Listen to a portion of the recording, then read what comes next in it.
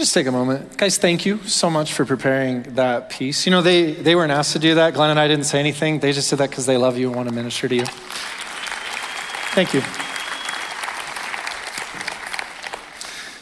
You know, we're in the middle of this series called Difference Makers. And the truth of the matter is that each and every one of you, whether you realize it or not, you are a difference maker. You are. We don't always see ourselves that way, but you are. If Christ is in you, think of this. If the God of the universe has met you, if Christ is in you, has loved you, and you now carry that with you, and you are empowered by his Holy Spirit, because that's the truth of how this all works, then you're essentially just potential waiting to happen, right? The most powerful being in the known universe loves you, is with you, and is for you as you make your way in your life. You can't help but be a difference maker. It's just the truth of who you are. And the question becomes, will you see yourself that way? It really does.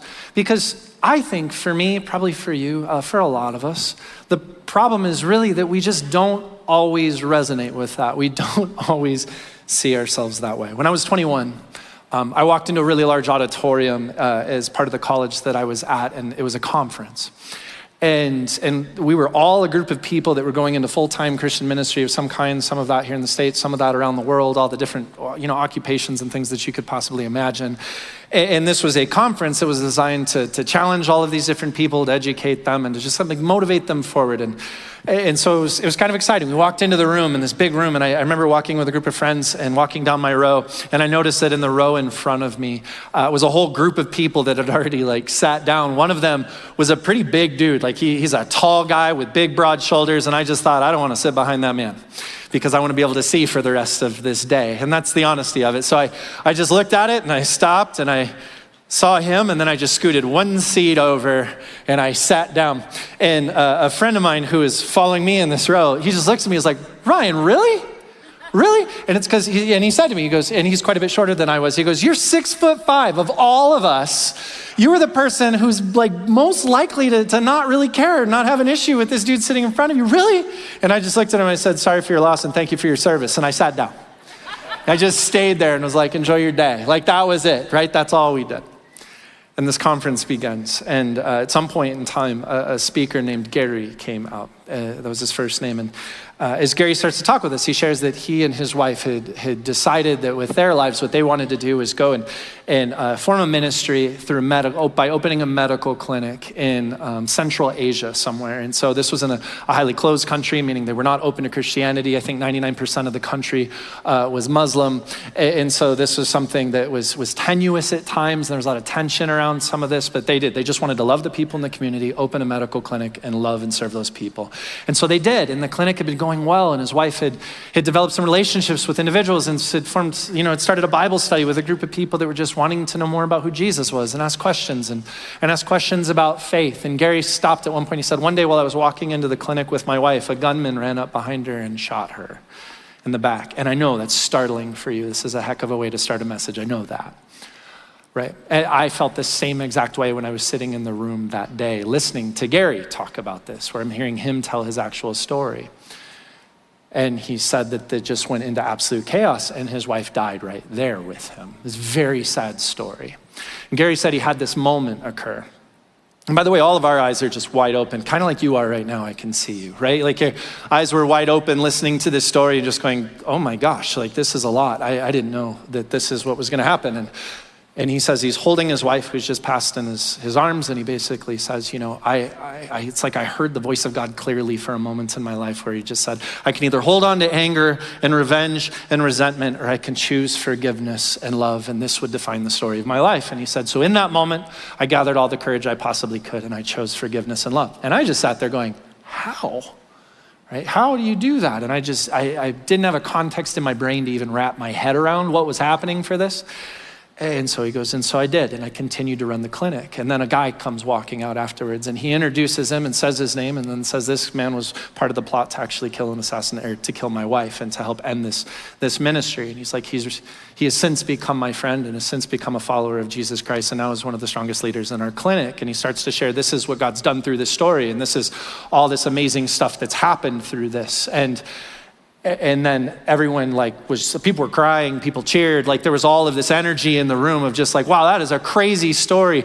And then he ended his talk, and then they brought out an award of just being a difference maker, being a person who's done something significant in the kingdom and all this stuff. And they brought it out and they gave it to Gary. I can't even remember what the award was at this point in time. And then Gary went and sat down. And the guy who was facilitating this conference, he gets up and he looks at all of us in the room and he says, all of you are people who are seeking to go into ministry.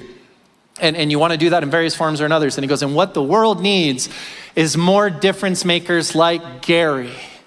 Will you be that difference maker? And everybody's like, yes, because they're all motivated and cheering. And I'm going to share with you the honest thought that was in my head at that moment in time that I did not say out loud that I will say to you. Some of you are already saying the same thing out to me right now. I can see your faces. I just looked and said, in my head, I'm like, I'm not Gary. That's the thought I had. And I know that's not the right thought that I was supposed to have. I know that's not what everyone wanted me to say. And I know that's not what it was supposed to be. But I found myself thinking, I can't even wrap my head around what that man did. And I bet God empowered him, and I don't even know what to do with that particular thing. And I'm the guy that walked into this thing and was like, no, I don't want to sit here. I won't be able to see even though I'm tall.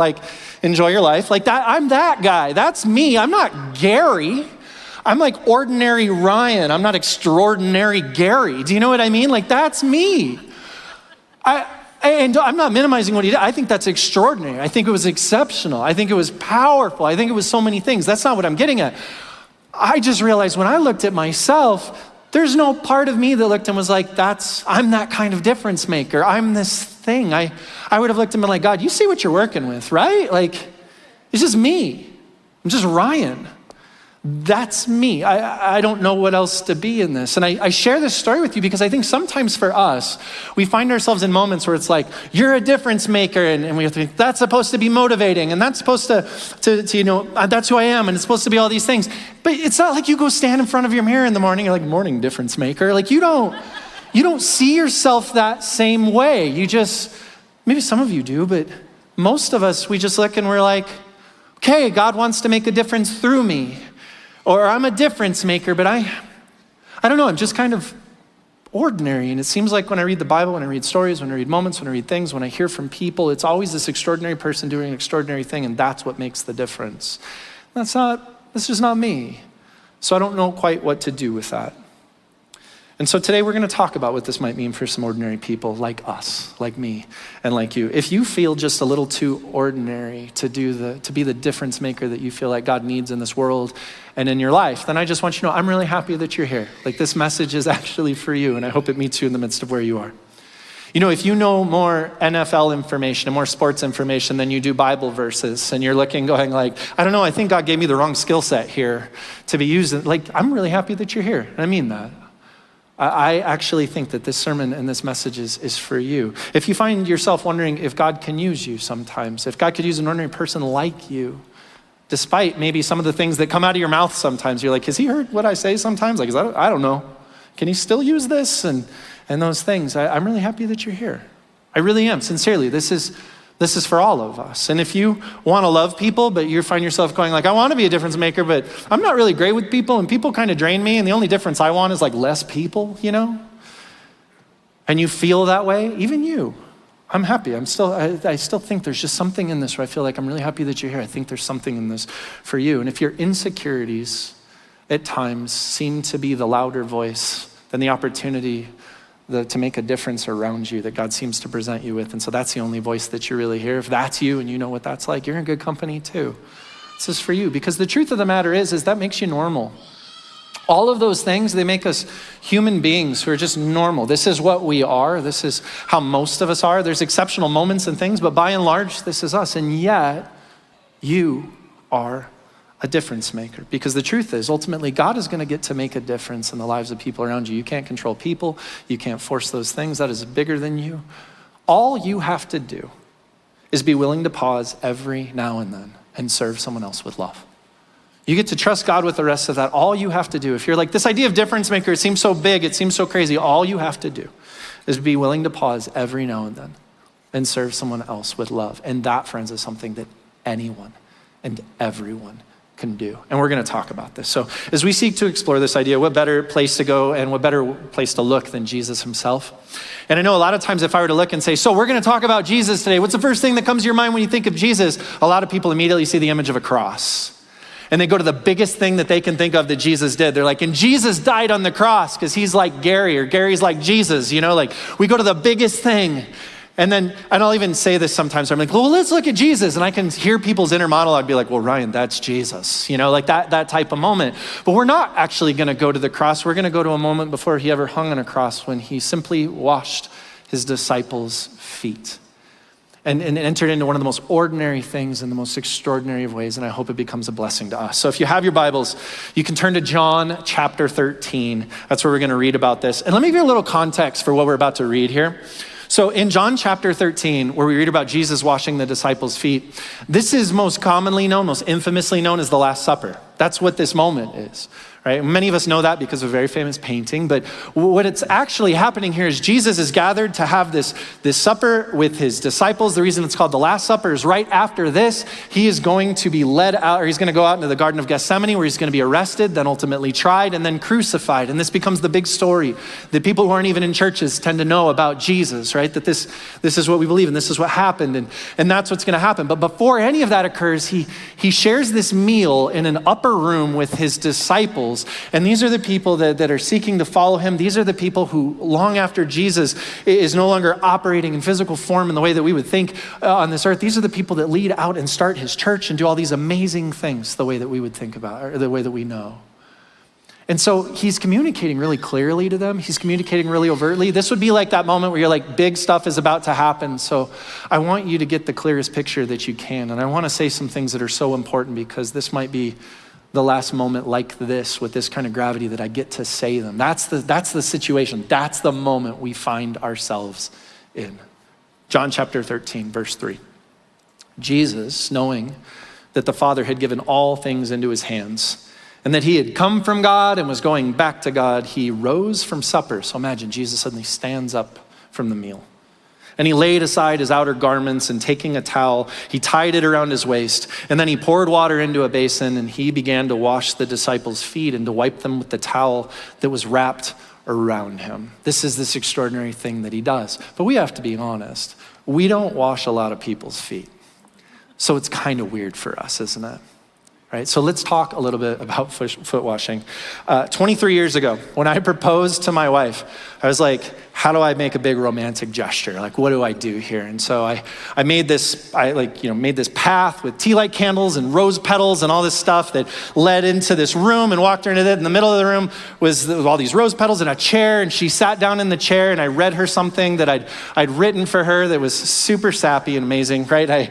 And all of that. And then I knelt down in front of her and there was a basin of water, like a little container of water. And I pulled the thing out and I was like, and I'd love to wash your feet as like a symbol of just me wanting to love you and serve you and for a long time. And I did that and I finished that. And then I looked and I said, and in the same way, I want to love you for the rest of my life. And now I'm holding a ring. And apparently she just thought this was like a fun thing we were going to do on a Friday and didn't realize she was getting proposed to. And so she just like kept staring off in the distance. And then finally I was like, I think I need to ask again. So I hold the ring up a little higher and I'm like, will you marry me? And she suddenly realizes she's getting proposed to and she goes, yes. And we've been married 21 years this last June. That was how this whole moment started. You guys clap for that. That's funny.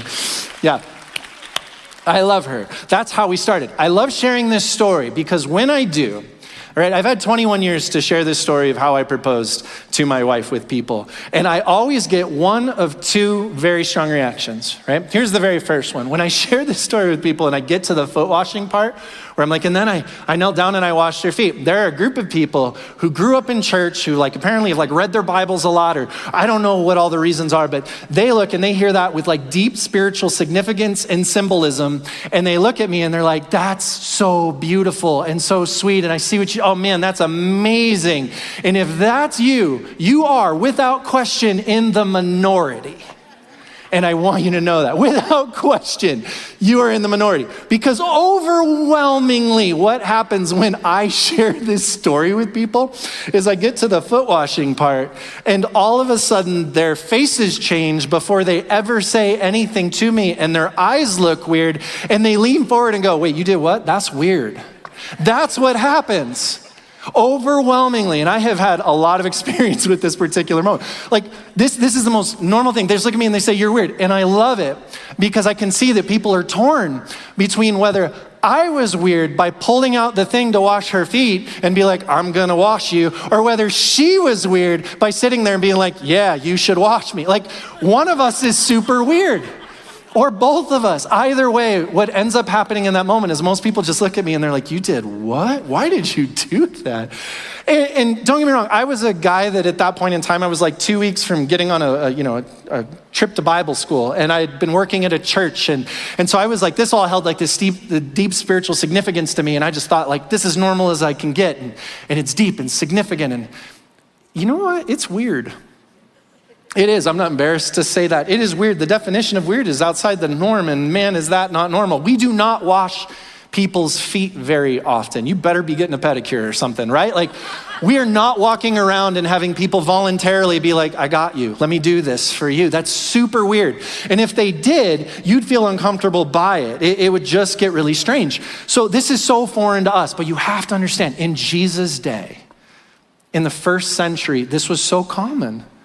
This was so common that it wouldn't even have been written about in the scriptures. This happens so often that it would be like if after church today, as you're closing out your day and maybe you're with your spouse or a friend or somebody, whoever that is for you, and you're talking with them and they look and they go, so how was your day? If you looked at them and you're like, good, I washed my hands today. You would never say that. It is so common and so normal. That's like a detail better left, like, who cares? You know what I mean? Get to the good stuff. Get to the important parts. That's how foot washing would have been seen. Guys, they did not have indoor plumbing. They were not taking showers all of the time. Right? They had to actually go get water and bring water. And so this was not a thing where they were constantly bathing. This is not a thing where there was a Target or a Walmart that had like cheap hair care products and body wash and all the things that you could just use and do all of the time. It's not how this worked. And so what did happen was they walked around a lot outside on dirty roads and often dirt roads wearing sandals. And I don't know if you've ever walked on a dirt road wearing sandals, but your feet look a different color by the time you're done with it. And so as a matter of cleanliness and as a matter of hygiene, they would wash their hands and they would wash their feet several times a day. This was normal, and it was just part of being healthy, because over time people started to realize if we don't do those things, we all get sick and gross stuff happens. So we should do those things. It's really that simple. And so what would happen is if you went to go inside of someone's house, before, you'd walk inside, well, so that you didn't bring what was outside inside, you would wash your hands and you'd wash your feet. And this is a sign of courtesy and respect. When you went to go eat dinner, you would wash your hands and you would wash your feet. Sometimes you actually reclined for dinner. And so this was just about being sanitary and about being clean. When you went to go to bed at night, you would wash your hands and you would wash your feet, right? Because they were not all wearing closed-toed shoes. That's not how this works. And so that's a matter of cleanliness so that you can go to sleep and be respectful. In fact, one time I went to Central Asia, and it was just about an hour south of the Russian border, way back in the mountains, visiting some people there. And the host of this house that was hosting us, he was like, okay, you can go to bed. And he pointed me to like where this bed was, where I was going to be staying. And I said, thank you very much. And then I went to go lay down in it. And he was like, no, go outside. Wash your hands and wash your feet. That's gross. And so I had to go outside in the yard, like wash my hands, wash my feet, and then I was okay to go to bed. This was just normal. This was so commonplace, they wouldn't have even thought twice about it. This is just what you did. There were rules to this. You did it all the time, every day, multiple times a day. Think of how common this would have been. Beyond that, there were rules about who could wash whose feet. So if you're just an everyday Joe, common person, it was probably your job to wash your own feet. But if you were a guest in somebody's home and they were trying to honor you in this very hospitality-oriented culture, they would be like a servant or somebody in the house that might do this for you to show you like, hey, I want to lift you up as a guest. This is what I want to do. It might be the responsibility of a slave or a servant, but, and again, we're in ancient cultures here, but there were rules about that too. A Jewish person couldn't require another Jewish person to wash their feet, even if they were a slave or a servant. And it's because they were seen as like a brother and your kinsman type of a thing. You couldn't do that. And so you could, though, require a Gentile, which is a fancy word for non-Jewish person, to wash feet if they were a slave or a servant. And it's because they were seen as a little less. Societally, hierarchically, in that particular culture from the Jewish people, they were. And so you could ask that of people to do those things. There were rules about all of this. And I share this because foot washing was so incredibly normal. This would have been happening all the time from various people. You would have known how this works. This is not a story to write about. This is not exciting. This is old news. This is something you just would pass you by without thought. Because at some point, just like in the first century, this is true for us in our culture. At some point, everyday service becomes common. Whether it's good or bad, this is just true. At some point, everyday service becomes common. When I moved to Chicago for college, I had no money except what I had in a savings account, and that was supposed to last me for a while. And so whenever friends and people would be like, hey, we're all going out to dinner in the city, I would be like, yeah, I'm gonna make box pancakes or ramen, because I was just like worried, I'm not gonna spend that money, you know what I mean? And one particular day, a group of friends said, hey, there's this restaurant, we love it, you've never been there, we wanna take you. And so I said, okay. So this was a big deal for me. I was going out to a restaurant, and so, let's put on clothes, well, I always wear clothes, like nice clothes, and like, let's go do this. That would have been weird. And so we go to the restaurant. I remember walking in, and the hostess greets us and then shows us to our seats and walks us to this booth, and she says, is this okay? And then I said, yeah, this is great, thank you very much. And she rolls her eyes at me and goes, good, because I wasn't gonna get you a different one anyway. And I was like, whoa. That was really rude. And I waited, my eyebrows went up, and I got quiet, and I just said to my friends, I'm like, she's having a bad day. Like, that hostess is probably not gonna do very great tonight. Like, that kind of a thing. Like, something's not going on, or not going right for her. We sat down, and then the waitress came over and we ordered some drinks, and she brought out our drinks and then said, oh guys, she said, oh, sorry, I forgot to get you guys some straws. And then so she gave some people some straws, and then she grabbed a handful and threw them in my face. I know, yeah, and I just sat there going, did I say something wrong? Did I do something wrong? Did something bad? Like, what is going, this is not normal. And then she throws some sarcastic remarks at me, and she was like, well, if you have a problem with that, maybe you shouldn't suck so bad. And I was like, what? And this is what she said. It's a quote. I was like, that's witty with the straws. I see what you did there. But also weird, right? It's not okay. Guys, it took me getting all of our meals out where they were given to the wrong person with zero cares given and a bunch of other rude and sarcastic remarks to realize that I was at one of those restaurants where the whole shtick is to be mean to the customer and where they insult you the entire time. It's a place in Chicago called Ed DeBevick's. My friends all love to take people who are new to the city who had never been there to this place without telling them what it was, to see how long it took you before you lose your ever-loving mind, right? At whatever was happening around you. And so they're all pretending to be shocked, but they've had this happen 100 times. They know what was happening. And it took me this long. I can remember the whole experience to this day. Think about this.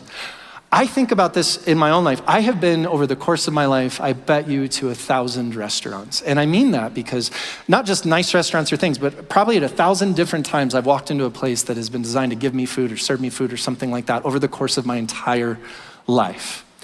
And I can remember very few moments of those where what the service was like. Think of your own life. How many have you been to? You don't have to answer, but think about it. How many moments can you remember what the service was actually like or what actually happened there? Sometimes you can remember what you ate, but most of the time you can't remember the faces, the people, the things. Like, it all just fades into oblivion. And the reason why is because service, everyday service, becomes incredibly common. The only reason I can remember the story that I just shared with you is because it's so weird and so different, it is etched into my mind. It was so different that it actually stands out. And now I'm like, yeah, that's one of those things I'll probably remember forever, because there just weren't many things like it. See, I can't remember them for the same reason that most of you can't remember yours. And it's because we've grown to see service in the everyday as common. Think about this. It's common to be greeted at a door when you walk in. In fact, many of the times you'll walk into a place, and if someone's not there greeting you at the door, you're like, somebody not here? Somebody not doing their job? Like, you'll have those thoughts. It'll feel weird or strange to you. It is common to be seated politely and in a timely manner. It is. In fact, most of you, if that doesn't happen, you start to be like, what's wrong with this place? What's going on? Is something happening? Like, that's the thing that flags.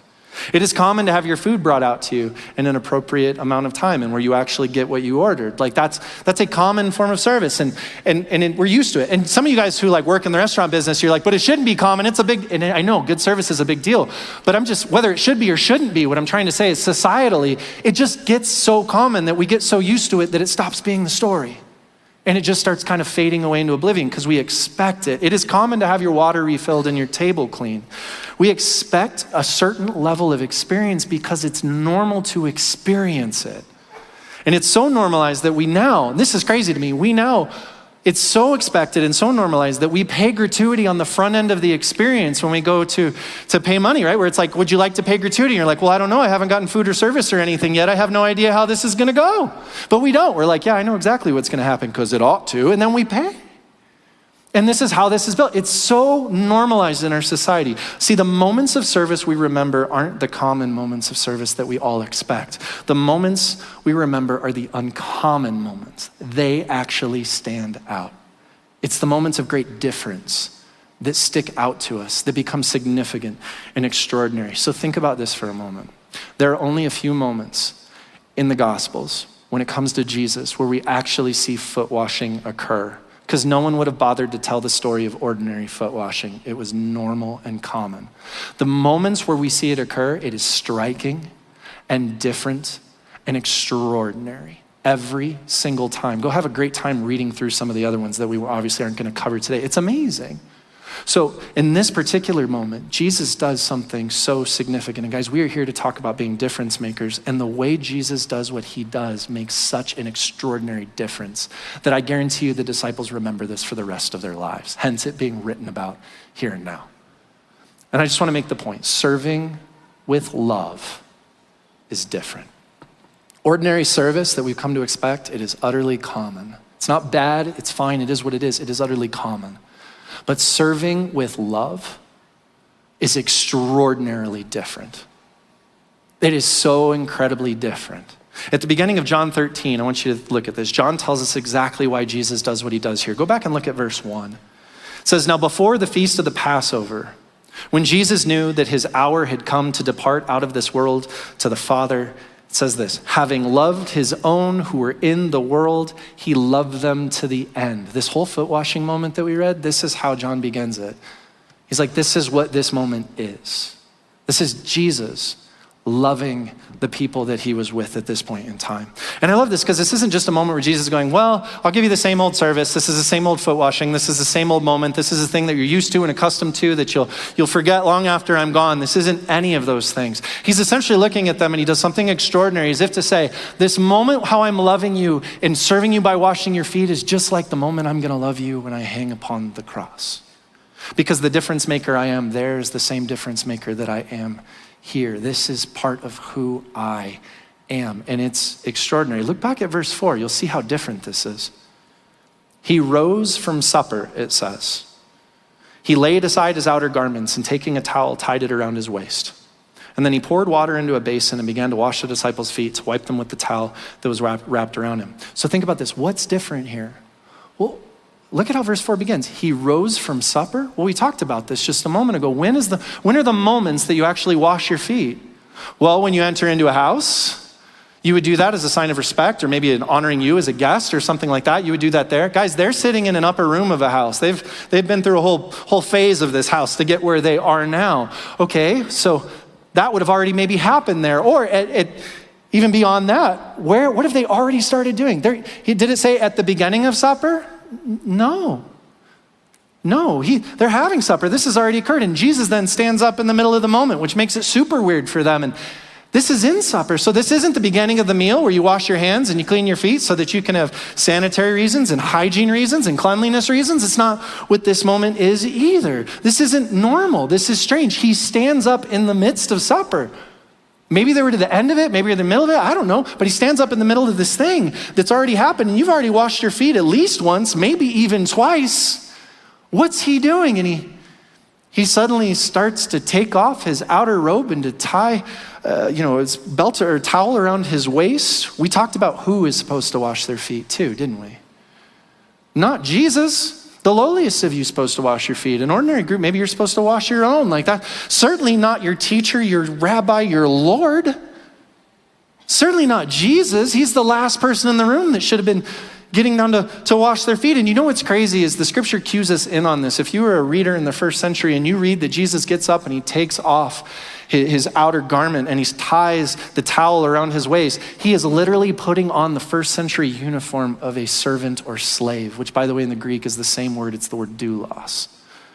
He's making himself in this moment a person who is a servant, who's low. And he's putting on even the uniform just to do this. And then he kneels down in front of them and he pulls out a basin of water and he goes to wash their feet. And they've all got to be sitting there going, you can't do this. You shouldn't do this. This is the most uncomfortable thing in the world. This sounds like Ryan's engagement story. No. Because it's so incredibly different. This isn't the same old kind of service. It's so different, and it makes them so uncomfortable. Peter sees Jesus go to kneel in front of him, and I love Peter, because Peter always wants to be like the best disciple ever. And so Peter sees Jesus kneel in front of him. Look what he says, verse 6. He came to Simon Peter, who said to him, Lord, do you wash my feet? What you have to understand is that the syntax of the Greek, the way that that's written, is it almost illustrates Peter stammering right here. As if to be like, Lord, do you wash my feet? Like, what are you doing? I don't even know what to say right now. It's being illustrated like this is what's happening. Lord, do you wash my feet? And then Jesus looks at him and goes, well, what I'm doing, you don't understand right now, but afterwards you will. And it's because Jesus knows they're going to see him die upon a cross. And he's looking and he's going, this moment of service, it flips everything upside down. It's completely different than what you're used to and what you know. And you're confused by it. You're a little weirded out by it because it's not normal. But you're going to see me die upon a cross, not as a conquering king, but as a servant king. And you're going to realize that the same love that I have is the same love I'm giving here. And you're going to realize this is who I am. This doesn't make sense to you right now, but it will. You're going to see it. And it's going to make sense. And it's going to resonate in a powerful way for you. And then Peter said to him, because he's trying to be the best disciple ever, you shall never wash my feet. Like, I won't let you. You can't lower yourself. You can't do this way. And then Jesus says, well, if I don't wash you, you have no share with me. And I love this because this is Jesus saying, look, I know this is so different and I know you don't get it and I know you're going to understand. But Peter, if I don't serve you and love you, and that's who I am, then you won't have part of me. You won't be connected to me. This is literally the kind of difference maker that I am. And so you got to let me do this for you. And Peter starts to realize this is a way bigger deal than he thought. And even if he's still confused, he goes back into like best disciple ever mode in verse 9. And Peter says, Lord, not only my feet also, but my hands and my head, like shower me, which is weird. Can you imagine if he's like, get out the bath, like let's do this. And all the other disciples are like, he's always making it weird. That's probably what would have happened here. Right? Wash all of me. And Jesus said to him, the one who's bathed does not need to wash except for his feet, but is completely clean. And I love this part. I do. I love this part because this is Jesus essentially saying, Peter, I'm not doing this to clean you. I'm not doing this for cleanliness and hygiene. You already had your hands and your feet washed. All that needed to happen there has already occurred. In a single act of foot washing, this is Jesus saying, I am not here to be better than you. I'm here to lift you up. I am not here to show you how unclean you are. I'm here to show you how loved you are. That's what this moment is, right? I'm not showing you how to get dirt off of your feet. I'm showing you the power of a moment where you humble yourself and you serve someone in love and the kind of difference maker that Jesus is and the kind of difference it can make in someone's life. And he wanted them to have a firsthand experience of just who he is and just what he's really all about. And he loves them in the midst of this moment. I think it's so powerful because it's so weird and it's so different and it's so unexpected that it would have been striking. In fact, before they die, John's like, I need to write this down. No one would believe it if they didn't read it. This has stuck with me through the course of my life. This isn't like an act of service that's just faded into oblivion when service gets common. This is so strikingly different that it changed me. It made its way into me and worked through me. This is the difference that Jesus is. This is the difference he wants to make. And I read this and I find myself reflecting on one of my favorite passages in the Bible. It's written in Philippians chapter 2, and Paul writes these words, and I just want you to hear them. Paul says this to a church in Philippi. He says, have this mind among yourselves, as in think this way. Let this be your operating system. He says, which is yours in Christ Jesus, who though he was in the form of God, did not count equality with God a thing to be grasped, but emptied himself by taking the form of a servant, Being born in the likeness of men and being found in human form, he humbled himself by becoming obedient to the point of death, even death on a cross. Therefore, God has highly exalted him and bestowed on him the name that is above every other name, because this makes a real difference, friends. Verse 10, so that at the name of Jesus, every knee should bow in heaven and on earth and under the earth, and every tongue confess that Jesus is Lord, to the glory of God the Father. You see, Jesus is so different. Not just back in the first century where he did a weird thing washing his disciples' feet. This is so incredibly different. We live in a world where service is expected and common and easily forgotten about. But when you serve someone with love, in love, when someone realizes that you're not just being nice to them, but you actually care about them, you actually love them, when someone realizes that you're not just trying to be a good person so you can look like a good person, but that you actually care about them and you love them the way that God loves them, it is so strikingly different. Guys, I expect my waiter to take my order and to refill my drink or to do the things that are on the job description of like what a waiter is supposed to do, but I don't expect him or her to love me. I don't expect him or her to genuinely care about who I am. When those moments happen, you're like, do I know you? What is this? Who are you? Because they're strikingly different. I expect a civil servant to care about our community. I expect a civil servant to care about our country, our city, wherever their service is provided and those different things. I expect that. I don't expect them to love me uniquely. I don't.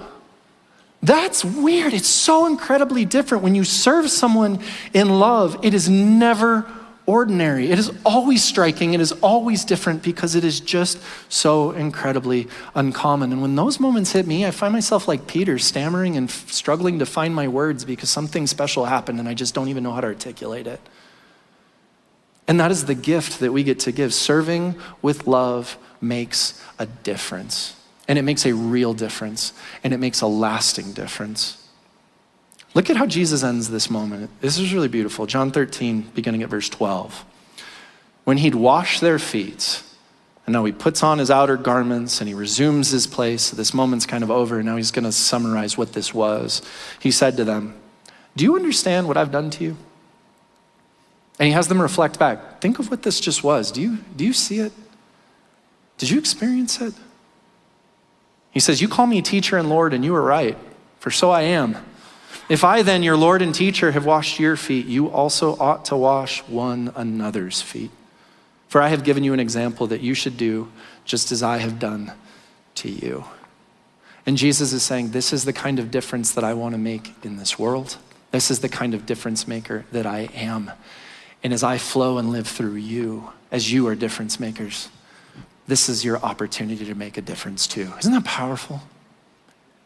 And imagine, because if you're me, and if I'm a disciple in that moment, I start to just get overwhelmed, or I'm like, well, it's a great big world, and there's lots of people, and there's all these things, and my community, and my country, and my neighborhood, and all of the different things that can kind of like pop in your head, and you can get so overwhelmed by that where you just kind of shut down, decision paralysis. And you know what I love is he just says, love one another. Look around the room, and the disciples probably just looked awkwardly, and were like, man, I guess I got to wash these guys' feet. Right? Start with one another. And the implication is when you start here, more people become one another's. And when more people become one another's, one another starts to become the whole world. Just start there. Start with the small. Jesus looks at a group of 12 people following Christ. And I think this is lost on us sometimes because we forget.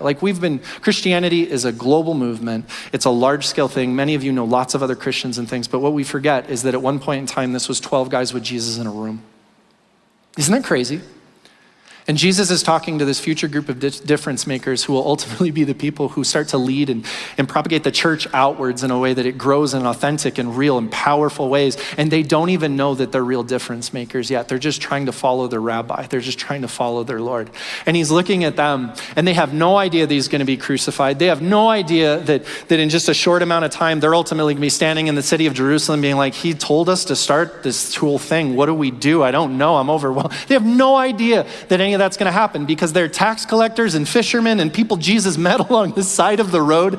And they would look at themselves and be like, I'm not Gary, to use the illustration at the beginning of this message. I'm just a me. I'm just ordinary.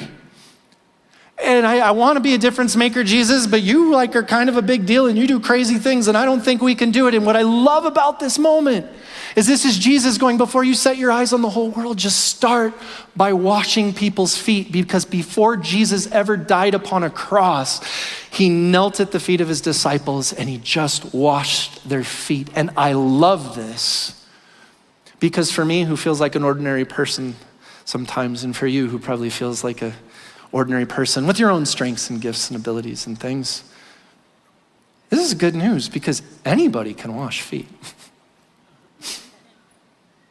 Culturally in that era, even the lowliest of people, even the people nobody thought about, anybody can wash feet, right? We actually get to do this. And that might sound weird for you because you're like, so are we supposed to get towels and basins and get weird in this place? Like, is this what we're starting? No, we're not, right? Because that's disconnected from our culture and the place that we are.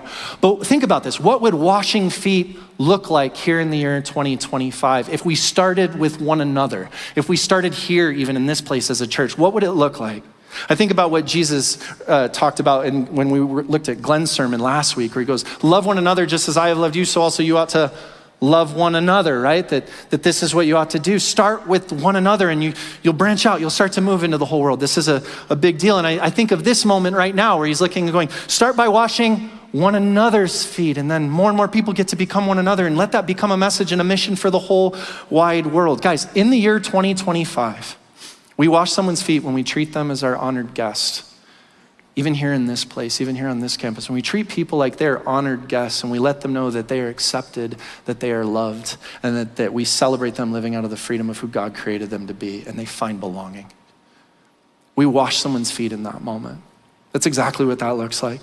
In the year 2025, we wash someone's feet when we don't just do something nice for someone because we want to be looked at or seen as a good person, but we actually care about the person we're doing something nice for. And they feel loved and cared about because they know our heart is for them. And that's just how we orient ourselves to people. In the year 2025, we wash someone's feet every time they set foot on our campus and someone says, good morning or welcome to Costas. And the person who's standing there isn't just going through the motions saying good morning. They actually care about you. I love James Boyer, who stands out there like all the time. He's there today, actually.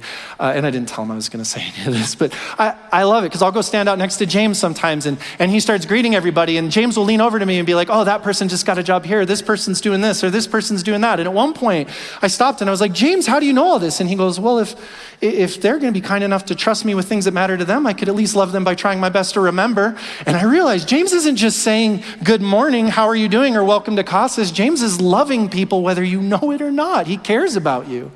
He's got a big heart and it's got room for everybody stepping forward. He just does.